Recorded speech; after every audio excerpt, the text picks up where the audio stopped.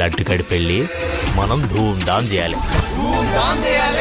లడ్డు గారు మన మధ్యలో గారింటి పూజ. సరేరా లడ్డు. పెళ్ళా పెద్దాం. పెళ్ళా పెద్దాం. బావగారి కాళ్ళు కడిగి ఆ నీళ్లు నెత్తిని జలుపు. నా మామ అని వాడిని ముట్టు చుట్టూ తిరిగినావు కదా, ఇప్పుడు వాడిని అసలు బయటపడ్డాడు. రంగు గురించి మాట్లాడుకో. నువ్వు తెలుపా నేనేమంటున్నావు, వాడేమంటున్నాడు. రక్తం వస్తుందిరా, వాళ్ళందరూ కలిసి వాళ్ళు ఉన్నారు మామ. అవును మామ, తెలుగు వాళ్ళంతా ఇక్కడే తిరుగుతున్నారు.